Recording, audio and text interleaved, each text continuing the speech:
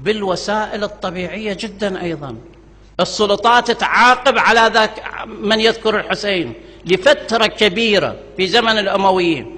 في زمن العباسيين ممنوع أن يذكر الحسين عليه السلام، وإلا كيف عمد خلفاء بني العباس على أن لا يبقون أثرا من قبر الحسين عليه السلام؟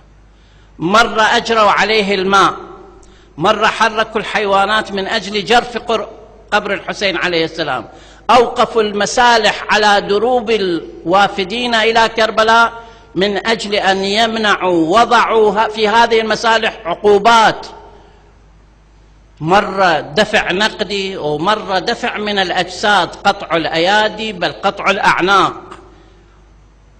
أنذروهم بالإلقاء بالمطبق من السجون، والمطبق هي حفرة داخل الأرض من دخل فيها لا يخرج أبدا، يرمى إليه الطعام من الأعلى لا يرى ليلا ولا نهارا، مطامير. ولكن شيعة أهل البيت لم يتخلوا، والأخوان اللي وصلوا أو بلغ بهم العمر عايشوا فترة المجرم صدام أحسوا ببعض هذه الممانعة، بعض الممانعة التاريخية. ولكن أسرار شيعة الحسين ماذا كان؟ الإدامة، قتل، سجن، إعدام، ما إلى ذلك. كان الإصرار هو أن نمضي ونسير. لذلك اللي حفظ المذهب هو هذه الشعائر. الآن اللي يجلسون ويتفذلكون ويقولون إحنا الحسين شنو معناها نلطم ونبكي ودائما نأدي هذه المراسم. خب بدل ما نلطم خلي نقعد نقرأ لنا كتاب. من اللي منعك أن تقرأ عشرات الكتب؟ ليش ما تتذكرون الكتب إلا في وقت شعائر الحسين؟ هذول اللي يطبرون ليش يطبرون؟ يروحون يتبرعون بالدم. 365 يوم في السنة متاح لك أن تتبرع بالوقت اللي تريد. ليش تتذكر الدم في يوم عاشوراء؟ شنو اللي محرك أعصابك بحيث تستفز؟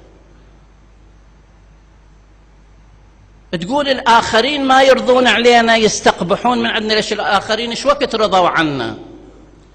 إيش وقت قبلوا بينا؟ ليش هو خطاب ولن ترضى عنك اليهود ولا النصارى حتى تتبع ملتهم علما موجه؟ ليش موجه إلى الناس اللي بالواقواق؟ لو موجه إلنا إحنا حتى تلتزم بماذا؟ بملتهم. بس إحنا ما نلتزم. إحنا من الأول رفضنا، سمونا رافضة لأننا رافضين لكل الملل، ما قابلين.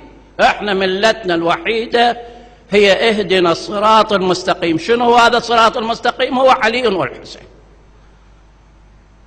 ما نعرف شيء آخر. هذا تعلمناه بهذا الطريق وبهذه الشكل. الآخر لا يرضى. ليش هو من مو راضي علينا جاي يذبحنا؟ أكو تطبير ماكو تطبير هو جاي يذبحنا، أكو زنجيل ماكو زنجيل جاي يذبحنا. هو بالنسبة إلى ما دامك تذكر علي بن أبي طالب أنت مرفوض، أنت مقتول، ما عنده شيء آخر وياك. شنو عندهم؟ عداوة شخصية ويانا؟ قاتلين أعمامهم، قاتلين آباهم، يلحقون بثار، لاحقين بثار الحسين عليه السلام، بثار علي بن أبي طالب، ما عندهم شيء آخر.